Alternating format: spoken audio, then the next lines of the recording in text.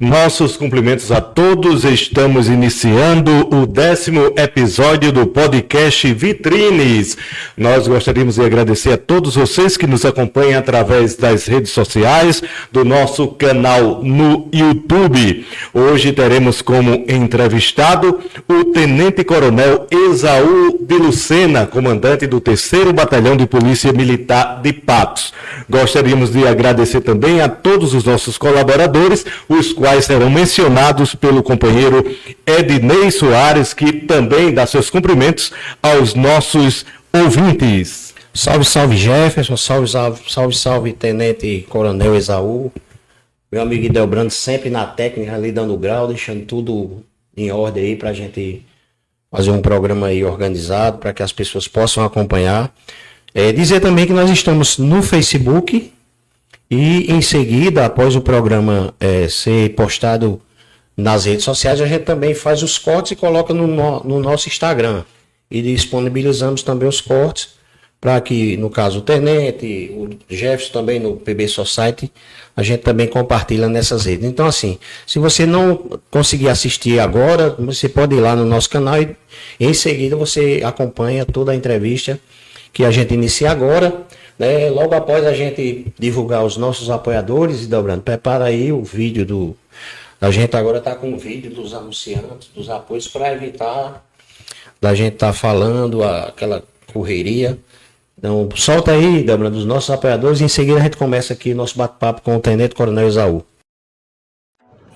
Vamos dar destaque agora aos nossos apoiadores aqui do podcast Vitrines. Trabalhamos com o apoio da Cimentar, distribuidora de cimento, que fica na saída para Biancó, em frente à Praça do Bivar Olinto. Trabalhamos também com o apoio da Cristal Ótica, do meu amigo Languistai, que fica aqui na rua Rui Barbosa, por trás do edifício Estevão. Não tem erro, Rui Barbosa, por trás do edifício Estevão. Mais Visão Optometria, você vai lá e ajusta o grau do seu óculos e sai enxergando perfeitamente, na rua Pedro Firmino, na galeria vizinho ao Bradesco. Betinho Eletro, o negociador garantido, ali na Rua do Prado, esquina com o Ranieri do Espetinho. Vai lá que o negócio é garantido. JC Moto Multimarcas, a revendedora da Moto Aveloz, a mais queridinha da cidade de Patos, Rua do Prado, esquina com o Teatro. Lima e Azevedo, consultoria em gestão pública. Tá com dúvida na gestão da sua cidade? Procura a Lima e Azevedo, que eles vão dar toda a assessoria. Music Mais, a sua loja de instrumentos musicais na Rua do Prado, pertinho do teatro, meu amigo Ítalo Lacerda. Um alô para toda a turma do Plantão da Hora, meu amigo Breno Milski, o seu guia em primeiro lugar, plantãodahora.com.br. Quer lanchar com qualidade? Vai na Inhaque Lanchonete, que fica ali na Rua do Prado, esquina com o antigo cinema, em frente a Cícero do Ouro. Lanchou com qualidade é na Inhaque. Flow Personalização, Rua Frei Martinho, ali pertinho da Rádio Itatiunga. Se você quiser dar um brinde personalizado, uma camiseta, uma caneca, vai na Flow. Polo Day, a sua loja onde você vai se vestir agora para o São João 2025. Na Rua Rui Barbosa, por trás da Narciso. Após os nossos anunciantes, nossos apoiadores, agora a gente volta com um bate-papo com o Tenente Coronel Esaú. E eu faço as honras para que Jefferson o apresente e faça a primeira pergunta. Meu companheiro Jefferson, fique à vontade. Primeiro, agradecer pela consideração do Tenente Coronel Esaú em ter aceitado o nosso convite e estar aqui conosco para bater esse papo. Mas, como a pergunta de plástico de sempre, primeiro perguntar quem é o Tenente Coronel Esaú. Mas, primeiramente, dizer da satisfação, né, de estar aqui com vocês nesse projeto, né, tão bom estar entre amigos. E aí, Ednei e Jefferson, obrigado pelo convite. Salientar que estamos hoje, né, comandante do 3º Batalhão, mas, respondendo sua pergunta, nem sempre a gente não nasceu Tenente Coronel Esaú, né? A gente nasceu uma criança, Esaú foi uma criança, né, que nasceu na cidade de João Pessoa, né, ali filhos do casal Analice e Alves, né? Meu pai, né, ele foi, né, policial militar, aposentou-se como coronel da Polícia Militar. Eu sou a terceira geração, né, de policiais na nossa família. Meu avô paterno foi policial, meu pai, eu. Eu não sei se ainda vem outros, né, na família. Mas minhas raízes, né? Meu pai era de João Pessoa, minha mãe patoense, sou neto de seu Ariston da Padaria, né? Tenho 7 tios que nasceram, bem dizer, se criaram aqui na cidade de Patos, né? E assim, a minha relação com Patos ela é muito forte. Meu pai foi um dos primeiros oficiais pioneiros do 3º Batalhão, né, nos idos de 72, quando o batalhão foi inaugurado. Então ele, enquanto aspirante, ele veio trabalhar aqui. E, assim, engraçado que há todo um contexto de uma relação hoje nossa com o 3º Batalhão, porque meu pai era oficial do batalhão, recém-instalado.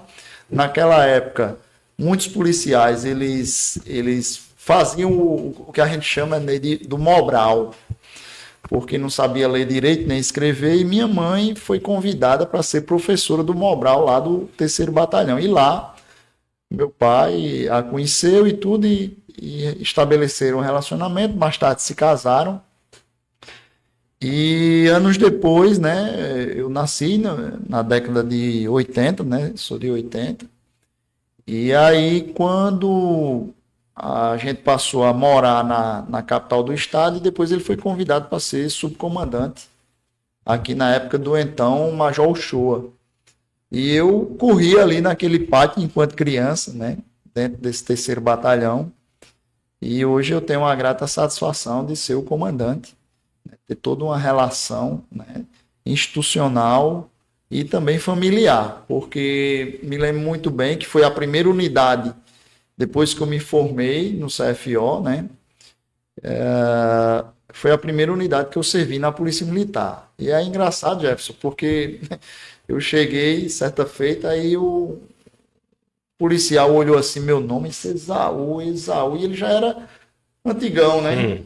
E aí olhou e disse, o senhor é filho do Coronel Alves? Eu disse, sou. Aí ele me deu um abraço, assim, eu fiquei sem entender. Ele disse, o senhor me deu muito trabalho aqui, porque eu era criança, porque a gente morava ali na retaguarda, portão por portão do 3º Batalhão, onde hoje mora o delegado doutor Mano Martins. E a gente morava naquela casa, né? Que a gente era alugado ali. Quando dava um vacilo, eu corria para dentro do quartel, ficava brincando. Naquela época existiam os caminhões, o corpo de bombeiro era agregado ao 3º Batalhão, e eu ficava brincando ali por cima dos carros, brincando e tal, correndo naquele pátio. Quando descia uma aeronave, Ednei, aí a gente geralmente descia ali na frente, né? Era os helicópteros, né? Do governo do estado. Exatamente. Aí aquela criançada, aquela molequeira corria ali para frente, e eu era um deles. Então, assim, a minha infância, ela é muito presente aqui dentro da cidade de Patos, né? E assim, até porque quando a gente voltou para a capital, meu pai foi transferido de volta para lá, e a gente passou a morar lá definitivamente, minhas férias escolares sempre eram aqui.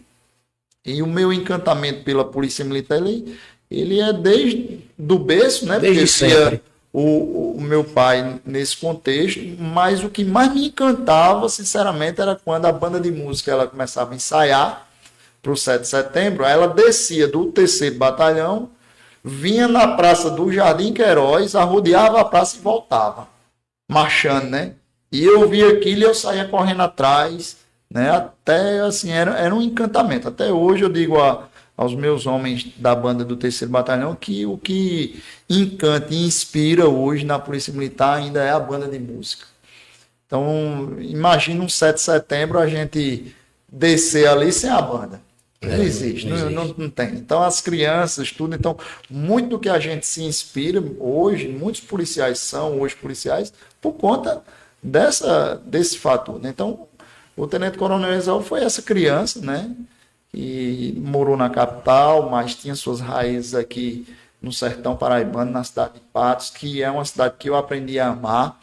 Recebi o título de cidadão patoense quando a gente é escolhido. Uma coisa é você nascer na cidade e ser erradicado nela. Outra coisa é você ser escolhido por ela para ser cidadão dela. Então, assim, eu fiquei muito honrado e hoje, assim, eu defendo Patos com unhas e dentes, fazem 18 anos que eu moro aqui, né? Elegi essa cidade para morar, para criar meus filhos, né? E estabelecer minha família. Já há quanto tempo de polícia militar? Hoje eu entrei na polícia no ano de 1998, né? Então estou com 27 anos de corporação, completei agora no dia 15 de fevereiro, e a gente vem nessa trajetória, né?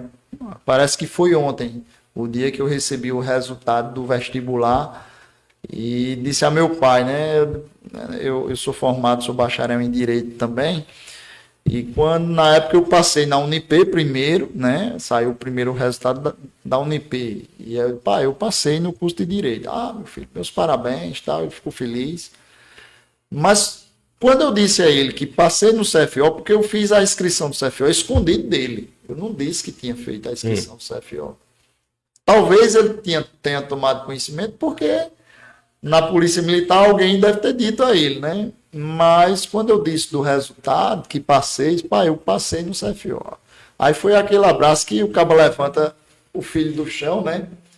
E assim, eu fiquei muito orgulhoso e eu acho que ele mais ainda, né? E seguir os passos que ele, né, traçou, e hoje a gente está aqui há 27 anos nessa corporação, servindo com muito amor, porque na polícia, Ney, a gente aprende a amar. Se você não amar a instituição a qual você serve, você vai ser um profissional muito frustrado aqui. Porque aqui a gente só aprende e só resolve problemas dos Exatamente, outros. É verdade. Então você tem que ser apaixonado por esse mistério. Quem entra na Polícia Militar, quem faz carreira, entra sabendo que vai para servir. E servir o próximo, servir É um sacerdócio. Um sacerdócio. Servir a população, né, daquela cidade, daquela região. A minha pergunta em relação... Vamos agora mudar um pouco de assunto. O tenente já disse aí quem era ele, onde ele morou, onde ele nasceu, né? Hoje ele é cidadão patuense. Como ele mesmo disse, foi escolhido. Quando o Tenente Coronel Esaú foi convocado para assumir o 3º Batalhão de Polícia?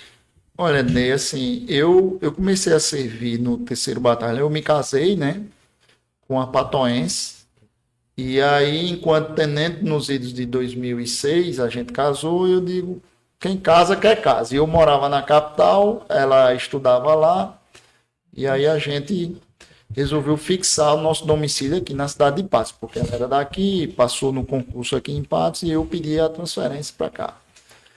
E desde a época de tenente, quando eu vim em 2007, fui lotado no 3º Batalhão, de lá para cá a gente teve toda uma trajetória, né? Eu passei muitos anos no 3º Batalhão, depois passei a integrar a tropa do Batalhão de Operações Especiais, né? Comandei uma companhia do Batalhão de Operações Especiais e depois fui convidado a ser subcomandante do 3º, pelo então comandante regional Coronel Douglas, que na época era major, e me convidou. Ele disse, eu preciso de um subcomandante, eu queria que você fosse o subcomandante do 3º Batalhão. E aí a gente esteve, né, com ele. Depois fomos designados para assumir o batalhão de Catolé do Rocha. Na qualidade de comandante também? Na qualidade de comandante, não de sub, né? Fui para Catolé enquanto comandante. Era sub aqui no 3º e fui para o 12º, que é o batalhão de Catolé, como comandante. E lá passei 2 anos e meio, voltei para o batalhão de Operações Especiais, né? E recebi minha promoção de tenente-coronel nesse batalhão, né, no Batalhão de Operações Especiais, e o comandante-geral, Coronel Sérgio Fonseca, atual comandante-geral, em 2022, no dia 13 de maio de 2022, ele me nomeou como comandante do 3º Batalhão. Eu sou o 33º comandante dessa unidade, que hoje tem, né, vai fazer 53 anos. 53 anos. Agora, em maio, né? Em maio. Justamente no mesmo período que você foi nomeado. Exatamente. Tenente, como o senhor recebeu a notícia, né? Eu acredito que com felicidade, da questão da reforma do seu batalhão.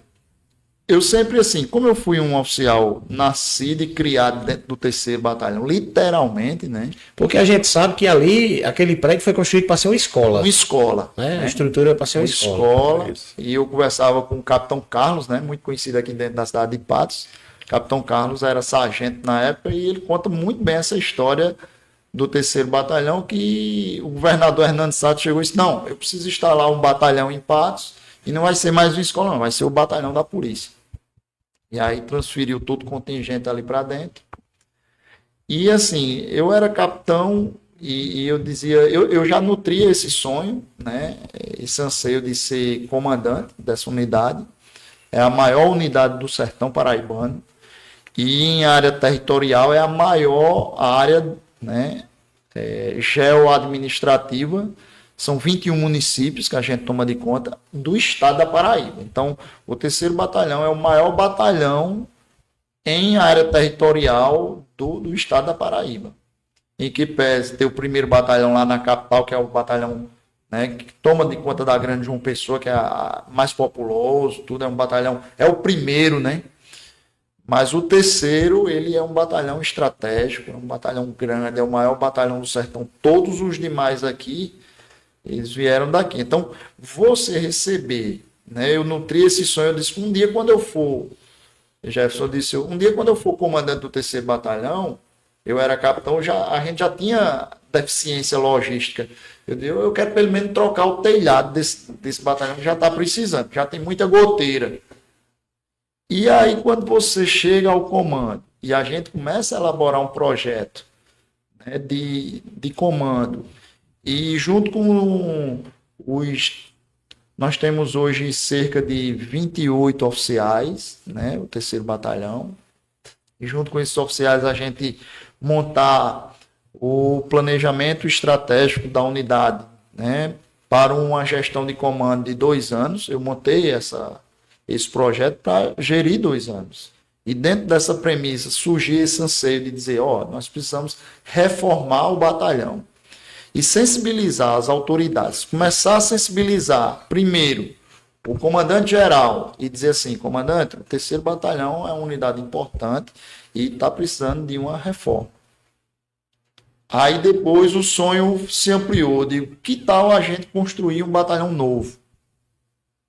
E depois aí ele disse, pois vamos conversar com o governo do estado. E aí fomos até o secretário de administração, conseguimos sensibilizá-lo, depois fomos até o governador, e esse avanço a gente tem que agradecer ao Coronel Sérgio Fonseca, que sonhou junto com a gente, pegou a gente debaixo do braço e disse, vamos ali mostrar o projeto ao governador, e a gente tem que enaltecer a figura do governador João Azevedo, que fez acontecer o sonho.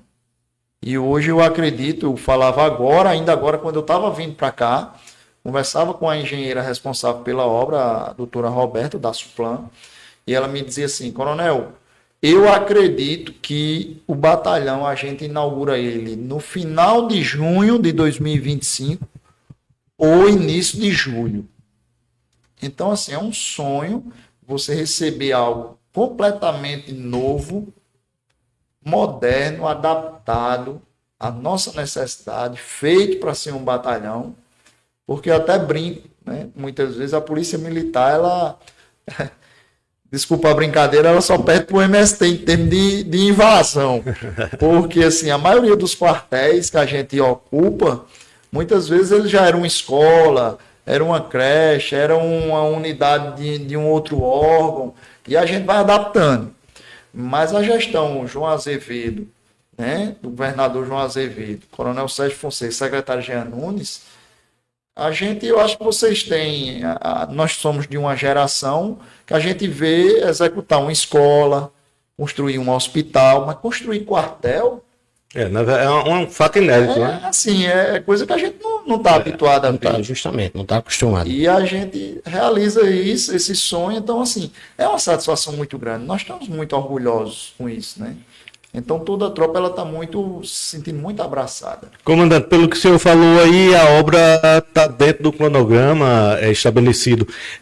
Então, o que é que essa nova unidade do 3º Batalhão vai trazer de novidades em termos de estrutura? Olha, quando a gente trouxe o pessoal da arquitetura da Suplan, de engenharia, eles se preocuparam muito em adaptar para a realidade do batalhão. A sede antiga, ela tinha salas que eram gigantescas e ocupadas por 3, 4 pessoas, e salas que eram minúsculas ocupadas por muitas pessoas. Os alojamentos muitas vezes eram salas de aula, e aí ali você faz o puxadinho, constrói o banheiro e lá vai e faz aquelas adaptações, e hoje não. Então o quartel ele foi montado para ser um aquartelamento, né, com a estrutura de gabinete de comando, gabinete do subcomandante, sala de reuniões, sala de aulas para a formação do curso de formação de soldados, toda uma infraestrutura de as sessões administrativas todas preparadas para aquele fim. Então, assim, é um equipamento moderno, né? Hoje foi feito rápido, né? Muita gente questiona, poderia ser um primeiro andar, tudo, mas o problema é a gente ter a demanda para esse tipo de estrutura. Hoje o 3º Batalhão, os homens e mulheres do 3º Batalhão, nós somos 413 pessoas, mas dos 413 homens e mulheres, a gente toma conta de 21 municípios. Então, a gente está pulverizado em 21 cidades. Nós temos 4 companhias com sede em Santa Luzia, uma outra com a sede em Teixeira e 2 que tomam conta aqui, então são sediadas em Patos, mas uma toma conta da região metropolitana, que é Santa Terezinha, São José Espinhara, Malta, Condado, essa área mais próxima, né? E uma somente para tomar de conta da Grande Patos.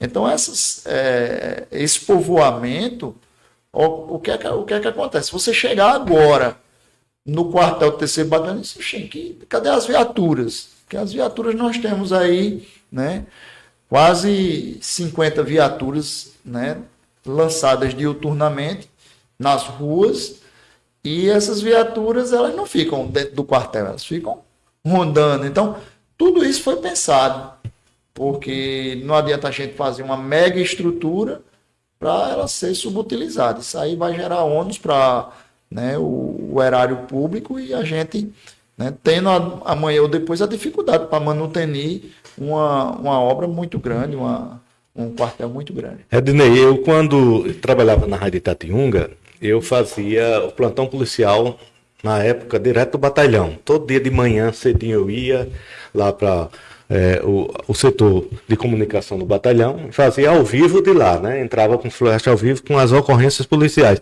E naquela época tudo era dentro do batalhão. Por exemplo, o pessoal do trânsito era lá. Depois houve o desmembramento, né? Até hoje o trânsito tem sua sede lá no Joadoce, né? Isso. E tem também ali nas 7 casas que é o comando regional. E como é que funciona isso hoje? Olha, é uma pergunta muito, muito interessante, né, Jefferson? Porque antes o único aquartelamento existente aqui era a atual sede ali no próximo ao Jardim Queiroz, né? No Jardim Lacerda. Então, o que é que acontece? O 3º Batalhão, aos poucos, a Polícia Militar ela foi especializando segmentos.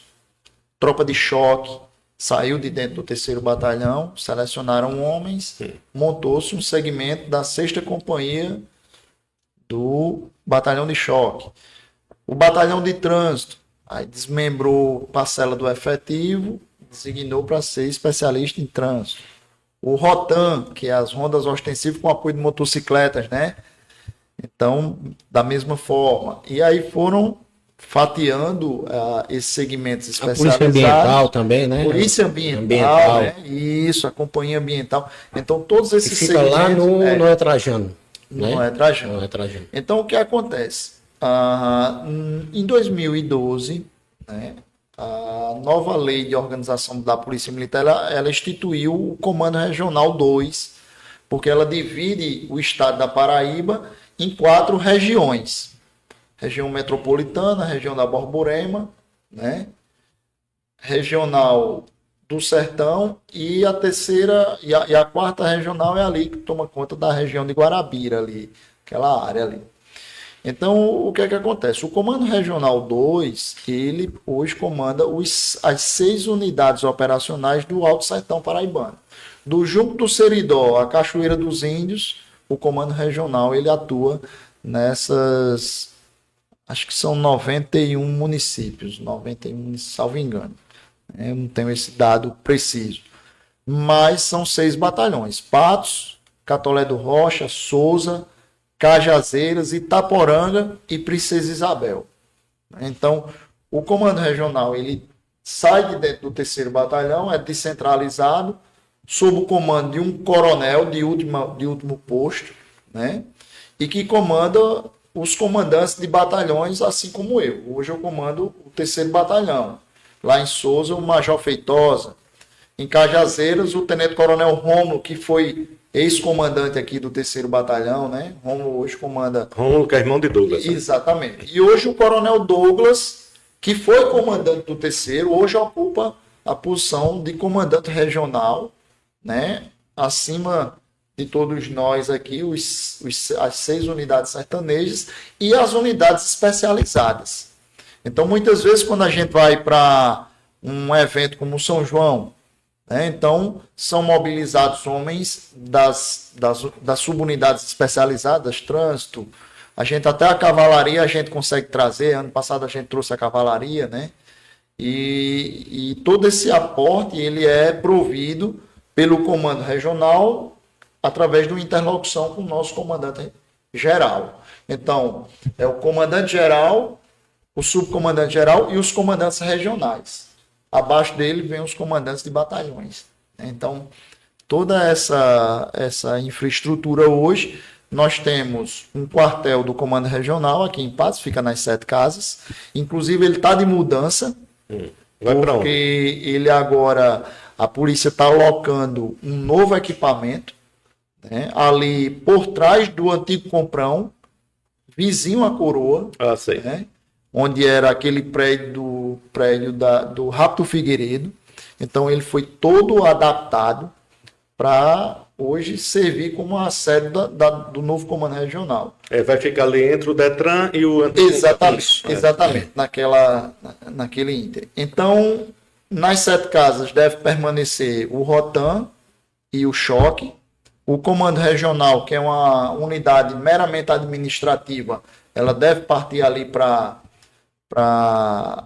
a Liberdade ali, né? Bairro da Liberdade. Liberdade. O 3º Batalhão, ele permanece onde está, né?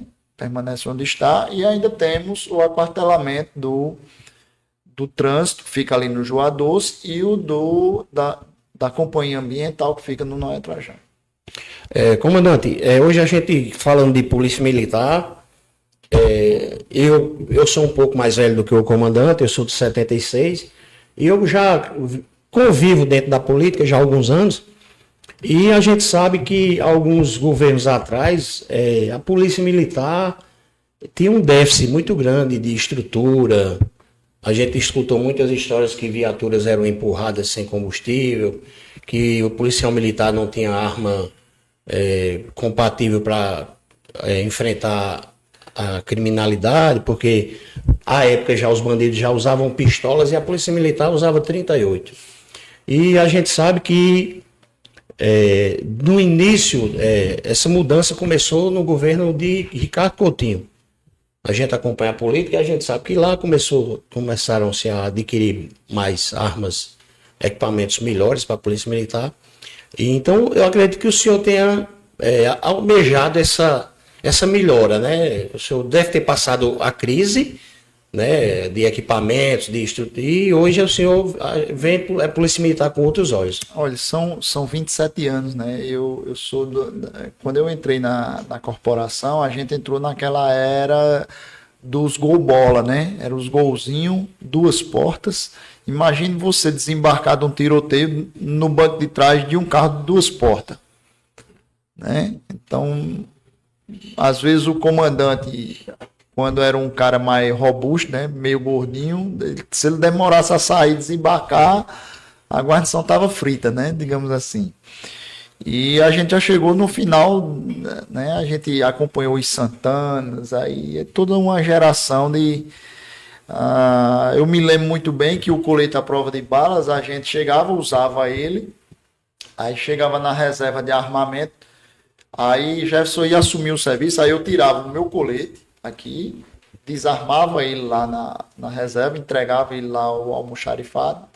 Aí Jefferson chegava e disse, pronto, eu tô assumindo. Aí ele pegava o mesmo colete que eu passei 24 horas suado com ele, disse, pronto, tá aqui. Aí parecia aquela cela de, com todo respeito, aquela cangaia de burro, fedorenta, quando você assumia, meu Deus, e agora? Aí muitas vezes o cara nem usava, deixava ele encostado aqui atrás do banco da viatura para... Então, revólver calibre 38, como você disse, né? E aqui acolá tinha uma pistola. Né? E hoje a gente... eu hoje vivo numa polícia que eu sonhei. Quando eu era aspirante, eu sonhava com a polícia de hoje.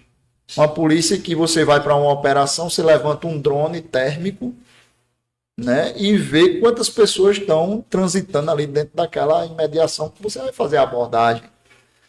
Você entrar numa viatura com ar-condicionado, uma viatura importada, hoje a Polícia Militar anda em Cretas, né, automáticos, Com gasolina. direção elétrica.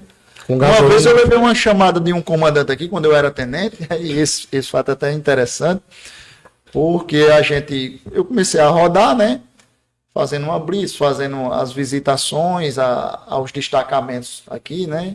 Quixaba, Santa Terezinha, fui olhar, cumprimentar o policiamento, fiscalizar, ver se o policial estava lá, né? Enquanto tenente fazendo esse trabalho. Quando eu cheguei, o coronel me chamou, não vou dizer o nome dele. Aí ele me chamou, ô aspirante, você está ficando doido? Eu digo, pois não, comandante. Rapaz, você esvaziou o tanque do carro. Como é que ele vai trabalhar amanhã? Me diga agora. Pronto. Você gastou o combustível a semana todinha. E eu fiquei meio constrangido com isso. Eu disse, mas rapaz, e agora? Eu fazendo o trabalho que era para fazer, que eu esperava que era para fazer, e ainda fui chamado a atenção porque estava fazendo o que era para fazer, né? Por conta da falta de meios. Então, hoje você anda numa caminhoneta 4x4, né? Ar-condicionado de última geração. Hoje você empunha um fuzil Arad israelense, né? Com peso, né? Ele fica desse tamanho, né? Maneiro. Hoje você tá com ela aqui eu tô com ela aqui na cintura com uma pistola calibre 9mm italiana, Beretta, né? Você hoje tem munição suficiente. Hoje munição, equipamento, esse fardamento que nós estamos usando, né? A polícia recebeu recentemente, o governo do estado gastou aproximadamente 17 milhões de reais.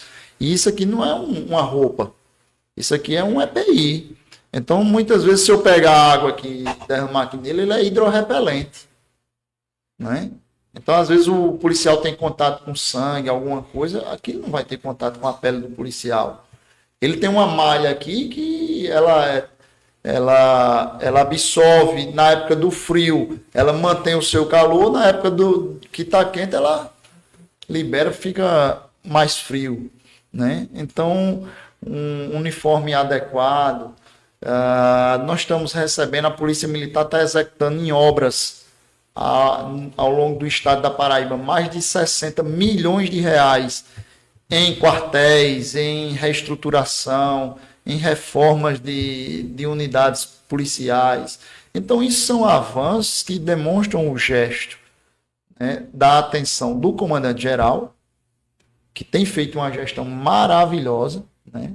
São pouco mais de 3 anos que o coronel Sérgio Fonseca e o secretário Jean nos estão... O secretário já está há um pouco mais de tempo, mas o coronel Sérgio tem feito essa gestão. Essa guinada tem sido no comando dele.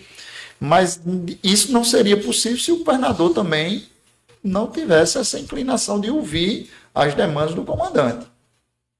Houve notadamente, recentemente, essa questão salarial, que muitas vezes ela bate na porta de todo funcionalismo público, mas mais um gesto do governo do Estado em abrir uma interlocução.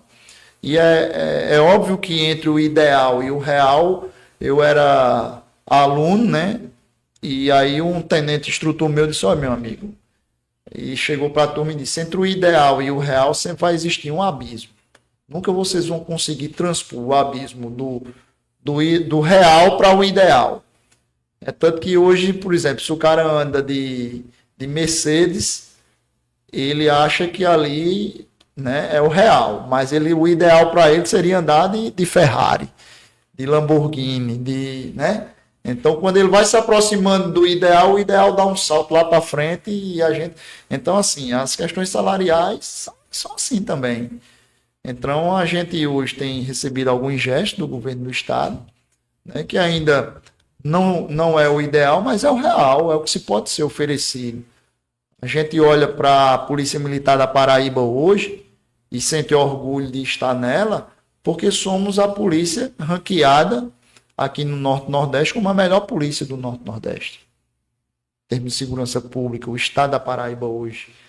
E a nível de Brasil, né, estamos entre as 3 melhores. É muita coisa. São avanços, né? E assim, coisas que a gente, quando eu entrei na polícia, por isso que eu digo, hoje eu estou vivendo a polícia dos meus sonhos.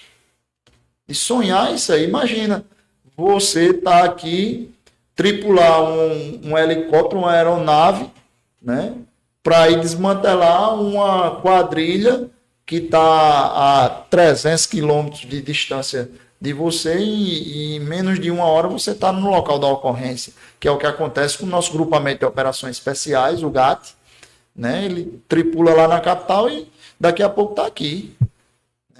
Comandante, o senhor falando a respeito dessas melhorias estruturais que a polícia tem galgado ao longo desse tempo, dá para ver que essas melhorias não foi apenas na questão da estrutura, mas também no nível da própria polícia, sim, dos policiais. Eu faço cursinho para concurso público lá no Cristo Rei, no Só Concurso, e aqui deixo meu abraço para o Ribamar, que é o... Ribamar é um ícone, né? Um ícone, né? Do proprietário do Só Concurso. E o que eu vejo de gente estudando, Ednei, para a polícia militar, não é brincadeira. Agora, pessoas que terminaram o 2º grau, mas também muita gente formada com nível superior, direito e outros cursos, estudando para ser policial. O senhor acredita que essas melhorias que a polícia tem galgado ao longo do tempo, tem de uma certa forma influenciado nesse desejo das pessoas se tornarem policiais militares? Olha, o imaginário hoje, né, o que passa na cabeça do jovem,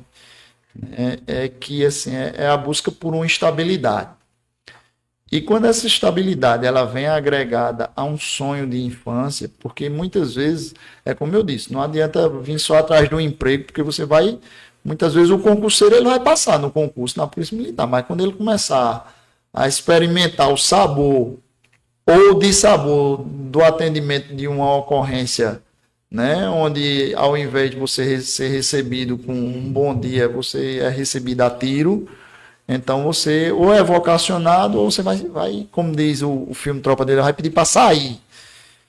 E isso tudo, essa infraestrutura, tudo, ela mexe muito com as pessoas, porque além da estabilidade hoje, né, eu me lembro que na época que eu fui fazer o CFO, minha turma, né, de 3º ano, aí o professor do cursinho, eu fazia cursinho lá na capital, e aí ele perguntou, isso aqui, pessoal, odonto, quero fazer medicina, direito, engenharia, e você? Eu digo, CFO, ele disse, o que é isso? Ou seja, há 27 anos atrás, acaba não sabia o que era o CFO. Se você hoje fala no CFO, é um dos concursos mais concorridos, e para você passar no Enem para o CFO, muitos eu já tive cadetes, fui coordenador do CFO nos idos de 2007, né? Aliás, entre 2004, 2006, 2007 eu já estava aqui, e 2 cadetes, eles passaram para o CFO e passaram para a medicina. né? Então, um deles deixou o CFO e foi para a medicina, e um deles não quis cursar medicina e se manteve no CFO, terminou o CFO e abriu, né? Deixou trancado, obviamente, e reabriu o curso de medicina dele. Então, assim, veja que hoje o nível dos nossos oficiais, para você passar hoje num concurso de oficial, para oficial, é muito alto. E se a gente chega para o curso de formação de soldado e pergunta aqui, quantos aqui tem ou estão cursando algum curso superior? É quase 60%. Então, assim, graças a Deus, a polícia vem se modernizando, não somente, Jefferson, no aparato logístico, mas no aparato de recursos humanos, porque a cada dia você atender ocorrências, ela exige conhecimento técnico. Você precisa ter esse trato, essa lida com as pessoas. Não é somente chegar pela brutalidade, né? Como antigamente. Como antigamente. Antigamente, quando um camburão, me lembro muito bem. Quando dizia, lá vem a Toyota. A gente jogando bola, se lá vem a polícia, a primeira coisa que eu fazia era pegar a bola no chão, jogava para dentro de casa, e cruzava encostava no muro e ficava ali duro, só esperando a viatura. Quando eles passavam, a gente passava ali mais ou menos uns 20, 30 minutos esperando para ver se voltava, aí começava o jogo de bola de novo. Então, hoje não. Você vê a polícia, os meninos dando tchau, pedindo para parar a viatura para tocar na sirene, para ouvir. Para tirar uma foto. Para tirar uma foto, graças a Deus, né? Mudou a imagem da polícia, né? A gente precisa trabalhar. A gente falando dessa mudança na polícia, eu acompanhei um período também que eu tive muitos amigos que ingressaram na Polícia Militar, mas não na Paraíba. Porque justamente por essa falta de estrutura, que é a questão salarial, e muitos amigos meus fizeram um concurso para a Polícia do Rio Grande do Norte. E hoje a gente tem em Patos mesmo, tem uma gama enorme de jovens que, à época, fizeram o concurso da Polícia Militar do Rio Grande do Norte e hoje exercem a profissão lá no Rio Grande do Norte. A exemplo do nosso amigo Júnior BH, um menino que trabalhou muito tempo na Rádio Itatiunga, de recepcionista, não sei se você lembra. Eu esqueci o nome dele agora. Meu amigo. Trabalhou comigo. Exatamente, eu não lembro o nome dele agora, mas ele trabalha aqui, depois de Empoeira, na cidade de BH trabalha na cidade de Santana do Siridó. Eu tenho um amigo que trabalha em Parelhas, que trabalha em Pau dos Ferros. Eu tenho muitos amigos aqui de Patos que ingressaram na Polícia do Rio Grande do Norte, porque à época a Polícia da Paraíba não oferecia essa estrutura, não tinha. Hoje a gente... é natural você fazer uma correlação entre quem está mais próximo, né? Tem o estado vizinho de Pernambuco e temos o Rio Grande do Norte.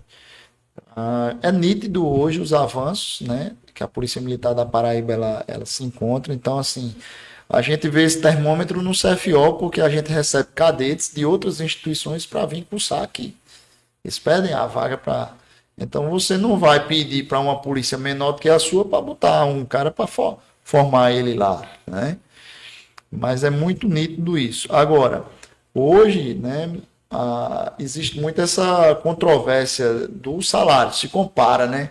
A mesma coisa, o jornalista ele chega e diz, quanto é que tu ganha lá na rádio tal, né? E a gente fica nesse nível de comparação, mas graças a Deus tem se afunilado isso. Hoje a Polícia Militar da Paraíba ainda está abaixo de algumas outras polícias aqui a nível de média Nordeste, mas eu acredito que com essas reformulações salariais que o governador anunciou agora, antes de ontem, né, eu acredito que a gente vai, né, justamente se projetar, mas muitas vezes a questão salarial ela anda para e passo com as condições de trabalho. Comandante, o senhor falou a respeito dessa questão salarial, houve essa mobilização da Polícia Militar recentemente e, salvo engano, me corrija se eu estiver errado, o governador está oferecendo 20%, é isso? Isso. Como é que a tropa recebeu essa proposta do governador? Está dentro do anseio, mais ou menos, do que ainda foi? Está sendo, isso, assim, as associações, né, de classe, elas estão avaliando, estão trazendo esse termômetro para a tropa, né? Há esse gesto do governo, e é como eu disse, muitas vezes a gente sonha com o ideal, mas a gente tem que se contentar com o real. A realidade, né? A realidade, né, dos fatos. Então, enquanto gestor de segurança pública, enquanto tenente-coronel, enquanto policial há 27 anos, eu vejo que foi um dos governos hoje que tem se inclinado para a nossa instituição, né, e tem avançado com robustez, né, com empenho, mas que a gente acredita que pode ser melhor. Eu sonho com o ideal, né? Mas eu acredito assim, que o governador João Azevedo está no caminho certo. A questão do efetivo é a grande problemática, eu acho que não só da polícia da Paraíba, mas de quase todas as polícias. Como o senhor avalia, qual seria o efetivo ideal hoje para a polícia militar e especificamente a cidade de Patos? Olha, vamos lá. A cidade de Patos hoje, a gente fazendo um termômetro, né, hoje para que a gente feche as nossas escalas, eu precisaria aqui, não somente só porque quando eu avalio, eu não avalio só Patos. Como eu comando uma região, aí o que é que acontece? Muitas vezes o policial ele não só trabalha só dentro de Patos. Tem uma festa em Malta, quando chega agora esse período junino, que a gente trabalha em todo canto. Tem que fazer mágica. Aí a gente tem que... Tem hora que eu queria ter um scanner daquele 3D para poder... Uma impressora 3D para ir imprimindo soldado. Botando na rua.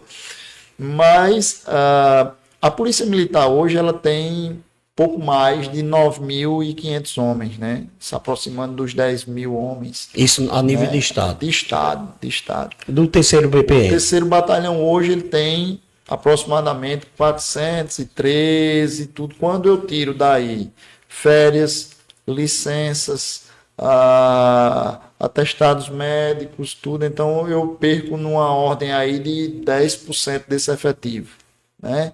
Entre 10% e 15% desse efetivo. Então, é necessário hoje, no mínimo, 700 homens hoje para o terceiro batalhão ele rodar sem o que a gente chama do policiamento extra remunerado. Porque o que é que acontece? Hoje, eu tenho 400 homens, mas esses homens tiram na sua folga o policiamento extra, né? Ele vende sua folga para trabalhar. E aí você amplifica e, de certa forma, maqueia o contingente real. Porque Ednei trabalhou hoje, chegou em casa, folgou um dia, no segundo dia de folga ele agenda um extra para tirar. Folga mais um dia e está mais uma vez de serviço. Então, aí a gente acaba amplificando no policiamento extra remunerado esse contingente. Mas o que é que acontece ao longo dos anos? Se sua jornada de trabalho, ela dá em torno de 8 serviços, né, por mês, e você tira mais 5 ou 6 serviços, então vai para quase 15 serviços, né? Se você tirar o teto, né, que são mais 8, muitos policiais eles tiram os 8 ordinários e mais 8 ou 7 extraordinários. Então ele passa praticamente 15 dias trabalhando e 15 dias de folga para você poder honrar seus compromissos e dar de conta do que tem. Quando chega no período junino, a gente suprime as escalas, ao invés de 24 por 72, elas passam a ser 24 por 24. E aí, meu amigo, é aquela história, tem que botar sebo nas canelas e trabalhar, porque o militar ele não pode dizer assim, não, eu não quero trabalhar hoje não. Infelizmente, o militarismo ele nos chama a missão, existe um regulamento disciplinar e se você não vier nessa convocação, você pode ser surpreendido com uma punição disciplinar. O nosso contingente hoje ele é um contingente já, de certa forma, envelhecido, né?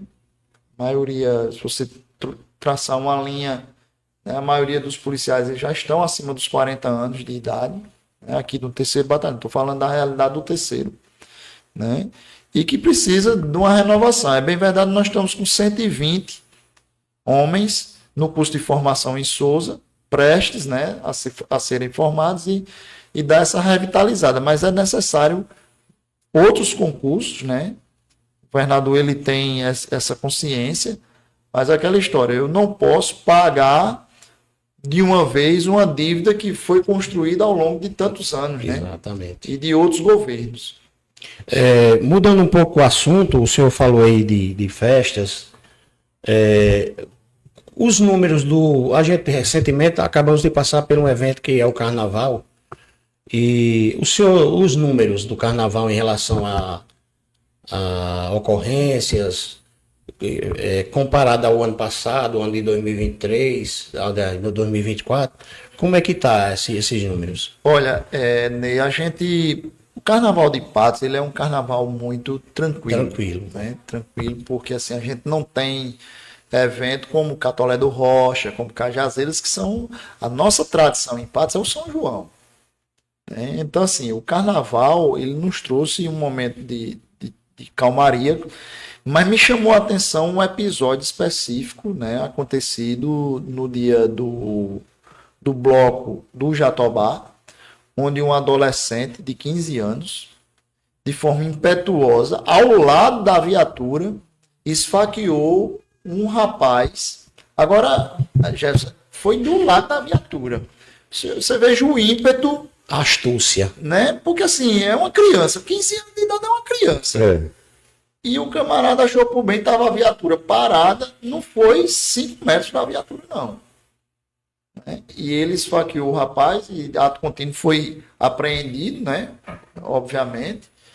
Mas esse foi a única ocorrência assim, que eu julgo como destaque relacionado ao carnaval aqui na cidade de Patos. Nas demais, sim, até porque o povo de Patos é um povo muito ordeiro, pacato, tranquilo, sabe brincar, sabe entrar, sabe sair.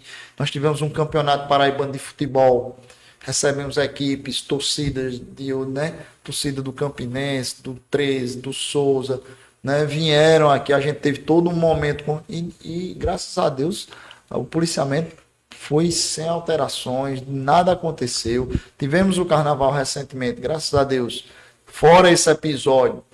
Eu costumo dizer, as coisas podem acontecer aqui em Patos. O que não pode acontecer é elas ficarem de graça.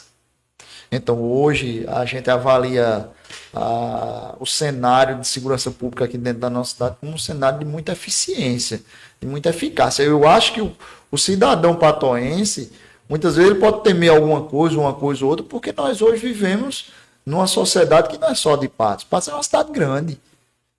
Um jornalista outro dia me perguntou, disse, comandante, a que o senhor atribui o crescimento da violência aqui na cidade de Patos? Há tantos anos atrás aqui não existia isso. Eu disse, meu amigo, isso é um crescimento social, isso é óbvio.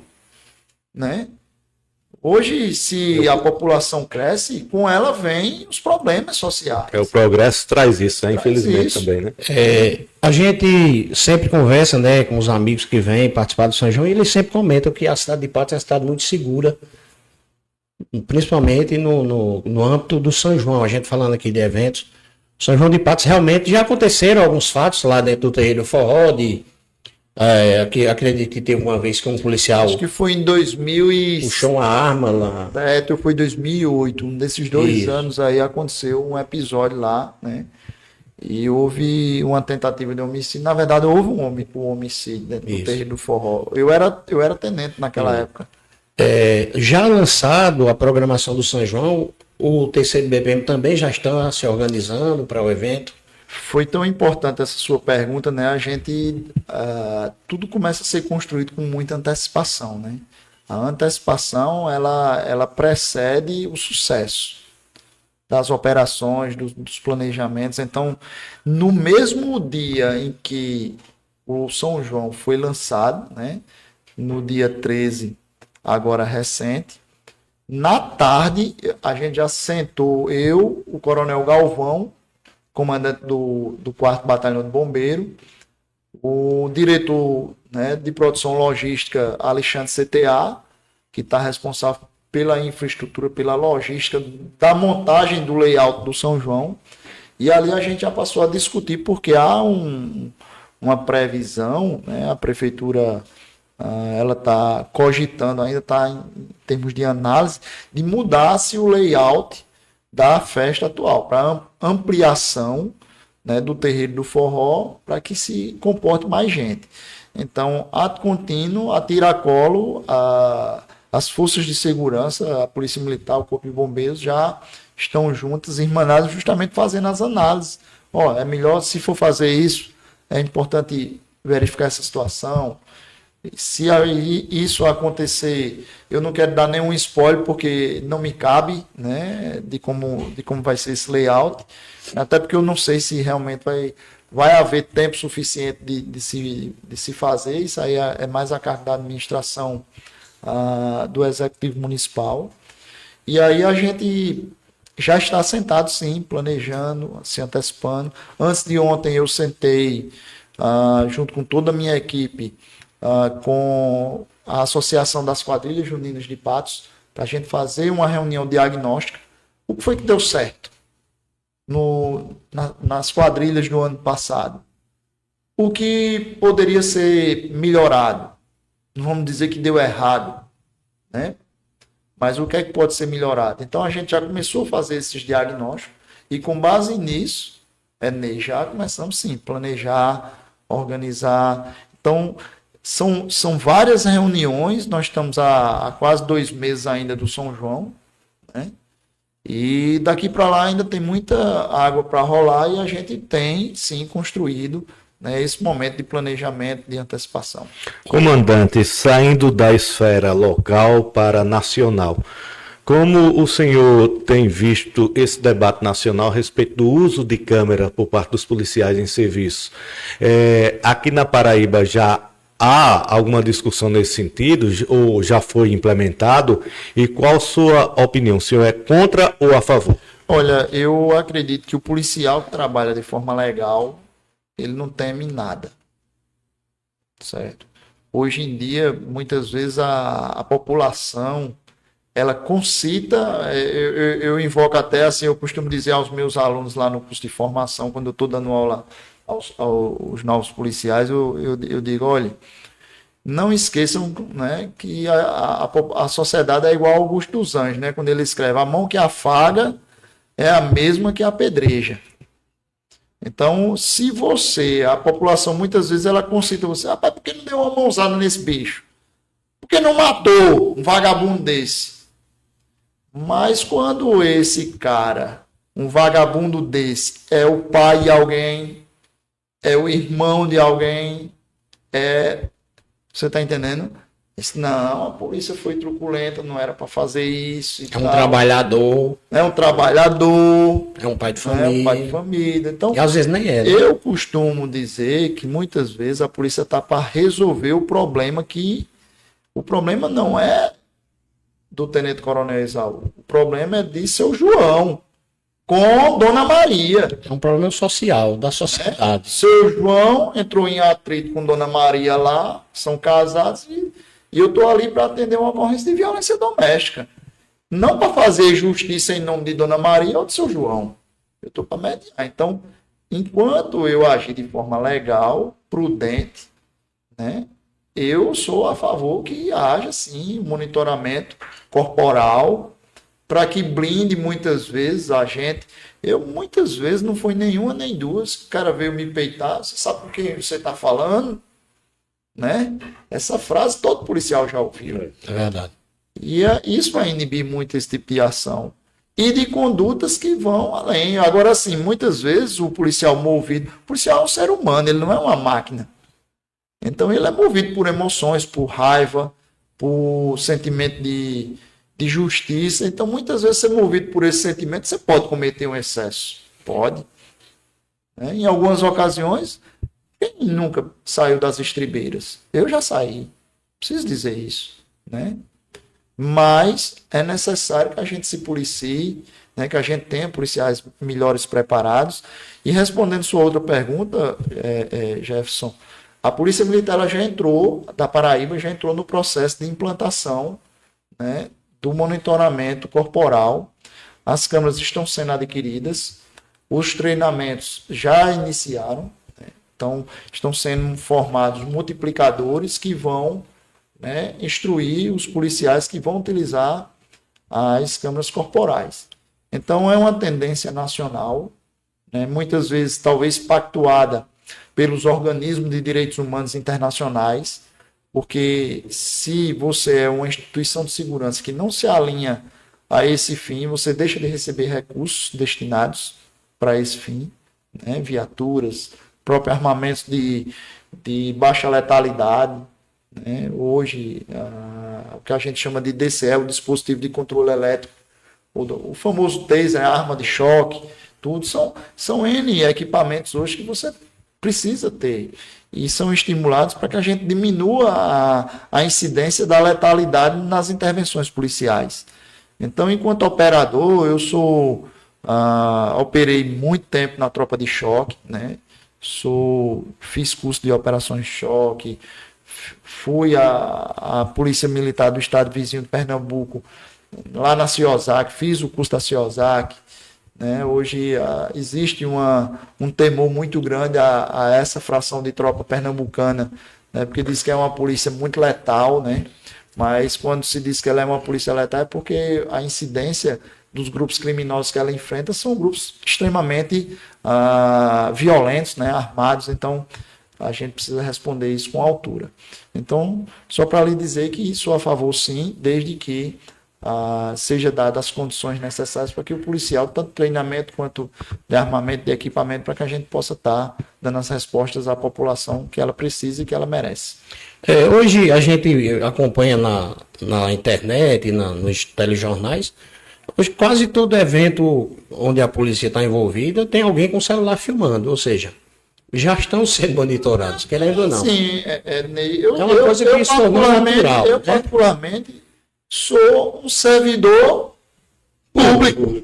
Se eu sou um servidor público, minhas ações precisam ser publicizadas. Eu não tenho absolutamente...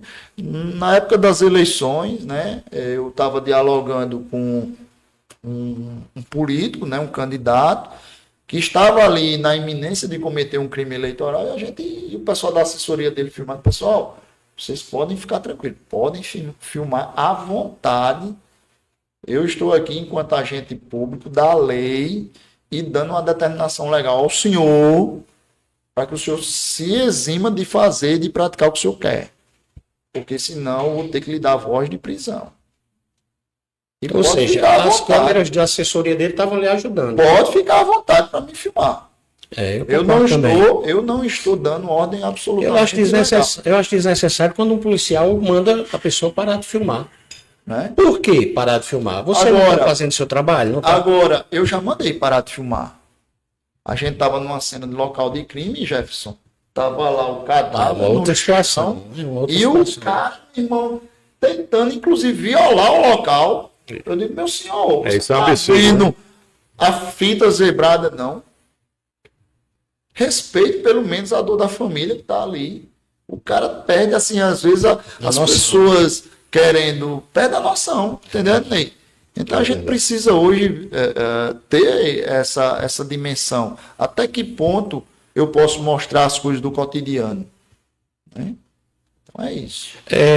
A polícia, falando da polícia militar, juntamente com a polícia civil, os números de 2025, no período de janeiro a março, como está a questão da criminalidade? Olha, Ney, nós tivemos um início de ano muito, muito duro do ponto de vista dos índices criminais aqui na nossa região. Nós tivemos dos 3 anos que eu já estou me avizinhando, esse foi o ano mais difícil. Né? Nós tivemos 12 crimes letais intencionais, o famoso homicídio, 12. Na região da área de circunscrição do 3º Batalhão. Não é só Patos. Às vezes você fala 3º Batalhão, o cara se lembra de Patos. Não, Patos nós tivemos 5 homicídios, 5, no começo do ano, né? Em janeiro. E esses 12, eles levantaram um alerta muito grande, porque o parâmetro do ano anterior foram 3. Janeiro de 2024, em toda a área do batalhão, tivemos 3 homicídios. Janeiro de 2025, 12. Poxa, coronel, o que foi que aconteceu? O que aconteceu? Né? Então, nós passamos a vivenciar um momento, hoje Patos, como uma cidade, né, expoente, que é uma cidade polo, ela não importou somente o comércio, as faculdades, ela importou a criminalidade. As famosas facções. As famosas facções. E muitas vezes o cara aqui, na época da gente, nós somos de uma geração que aqui sempre existia um bairrismo entre o São Sebastião e o Jatobá. A gente era adolescente correndo aqui, a gente sabia, tu é de onde? Eu baixei. Então sempre existiu eu passei por essa situação, existiu essa rivalidade. Namorava uma moça no São Sebastião e quando você chegava lá, os caras me arrodeavam. Você é de onde? Onde é que você é? Né? Aí eu dizia, eu sou do centro. Aí amenizava o negócio. Amenizava a situação. Mas se dissesse, como o senhor acabou de falar, se dissesse, sou do Jatobá ou sou do Morro, a situação não era muito bacana. Se potencializou hoje porque todo bandido, e eu não digo nem que um camarada desse é um bandido, eu digo assim, o cara tá ali propenso às atividades criminais, ele se reveste disso daí para dizer que é faccionado, né? E aí, esse acirramento se dá justamente por uma quebra de acordos no mês de janeiro entre eles. E aí se começa, quando a gente tira de circulação o cabeça, né? Então a emergência, né? Quem vem surgindo vem de forma muito violenta, querendo mostrar ocupar o espaço, querendo mostrar força. E aí vem uma ação de repressão qualificada imediata no mês de fevereiro. Vocês acompanharam, vocês moram aqui em Patos, vocês viram duas grandes operações aqui dentro da cidade de Patos. Pessoas presas, armas retiradas de circulação, e a gente estanca esse processo, onde no mês de fevereiro a gente parte de 12 no mês de janeiro para um homicídio em toda a área das 21 cidades, um único homicídio no mês de fevereiro, né? E agora vivenciamos o mês de março, terceiro mês, e nessa altura do campeonato, hoje já 19, isso, né? 19, estamos com 2 homicídios em toda a área. Então, assim, a gente começa um ano, né, de forma... E a gente precisou tomar realmente a rédea da coisa e dizer assim, opa, peraí, meu amigo, aqui quem manda é a polícia, certo? Se você praticar... Lembrando que desses 12 homicídios, né, dos 12, 10 foram presos e os outros 2 estão elucidados, não estão presos porque não estão na área de atuação. Então, eu preciso compartilhar o sucesso da eficácia das forças de segurança. Eu prefiro hoje morar numa cidade, Ney, que tem 10 homicídios e dos 10, 8 pessoas foram presas, do que eu morar numa cidade que tem 5 homicídios, dos 5 ninguém foi preso. Eu prefiro isso. Ou seja, a inteligência talvez não esteja trabalhando, não esteja funcionando, né, também. A interação, porque não é só a inteligência, né? Muitos deles foram presos em flagrante, outros, né, existe a robustez da co-irmã, a Polícia Civil hoje, que aqui na cidade de Patos, capitaneada pelo Dr. Rodrigo e Dr. Cristiano Jacques, faz um trabalho magistral. A DHE, junto com a roubos e furtos, né? A DHE, o homicídio pode acontecer hoje. E assim, quem trabalha nos programas policiais, geralmente diz, vamos aguardar as cenas do próximo capítulo. 24 horas, 48 horas depois, está ali a notícia da prisão do camarada. Então, o que não pode acontecer aqui é a impunidade. Então, existe uma interlocução muito forte entre o judiciário, na pessoa da doutora Jocileide, que é a diretora do Fórum de Patos, né?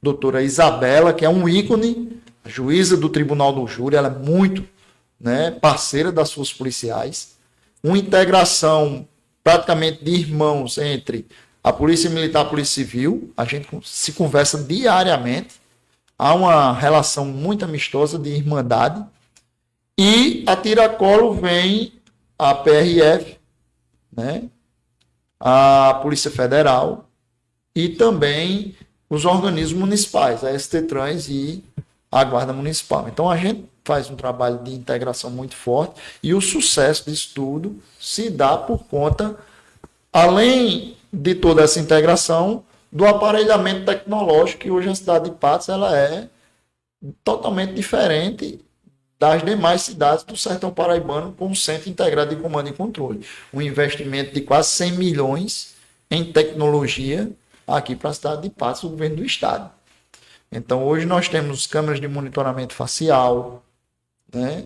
A gente tem câmeras capazes de detectar, né, se o veículo ele foi roubado, a gente lança no sistema. Então, se ele passar ele vai dar o match daquele veículo que está com restrição de roubo e furto, subsidiando uma posterior abordagem.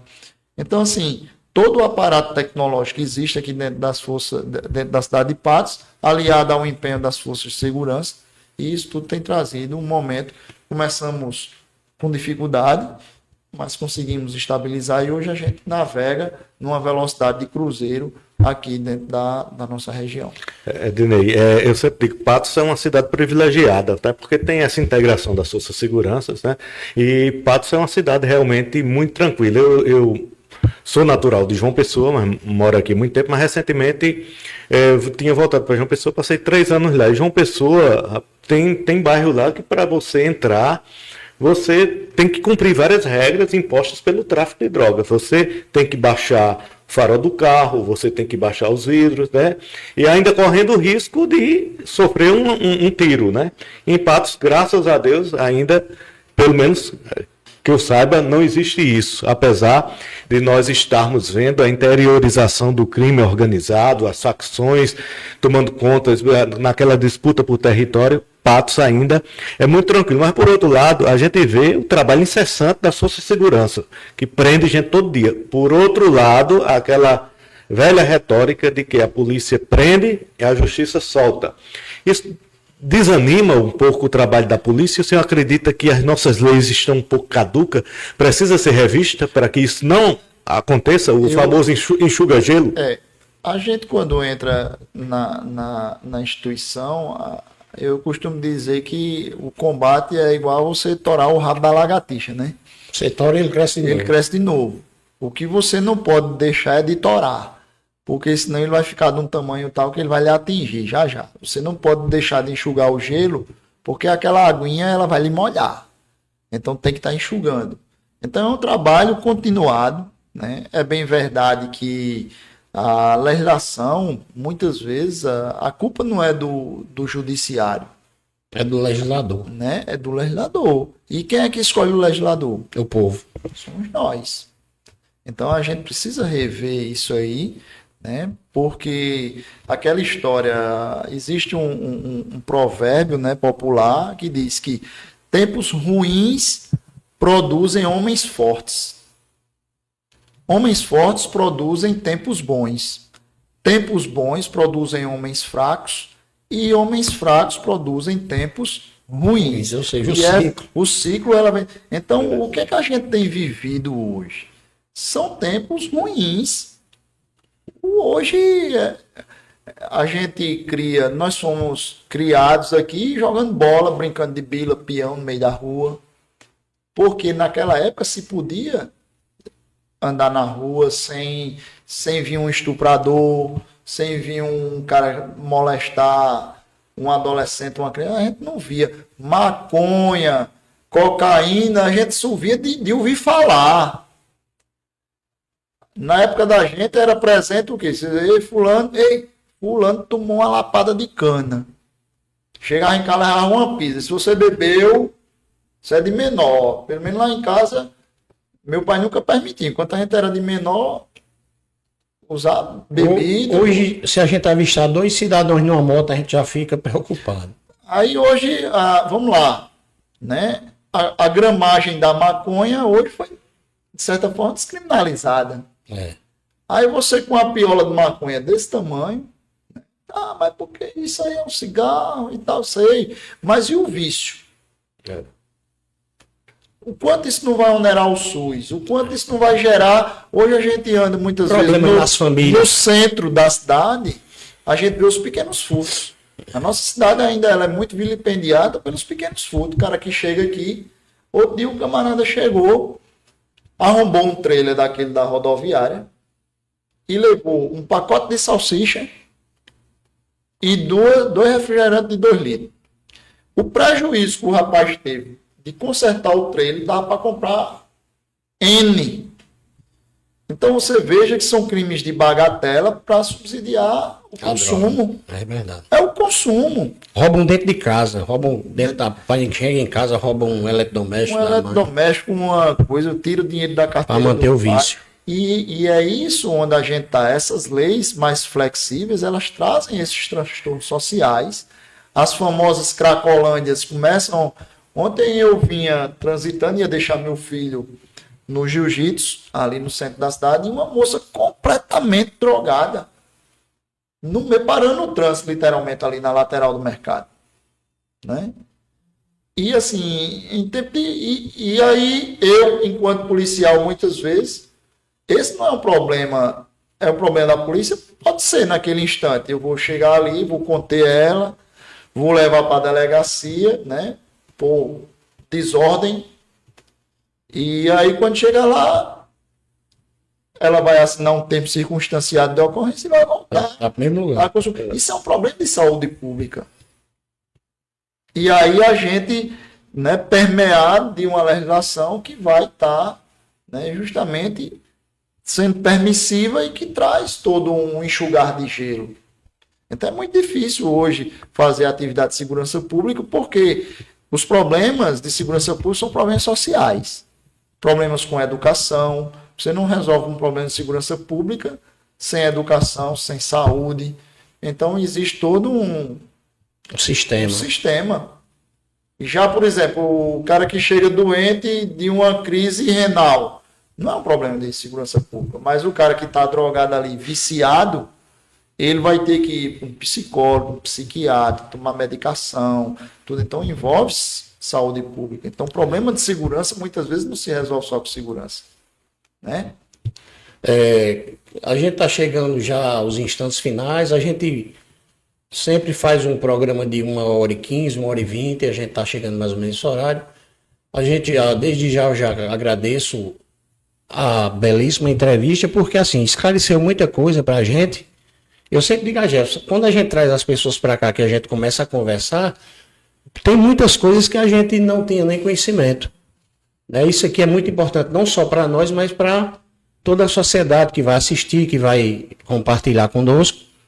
Então, assim, já deixo espaço para que o senhor faça suas considerações finais, se já tiver mais alguma coisa também aí para colocar, que fiquem à vontade e dizer para os nossos internautas que esse programa, ele não foi ao vivo, ele não está sendo ao vivo por problemas de questão de horário do comandante, ele tem a sua agenda muito apertada.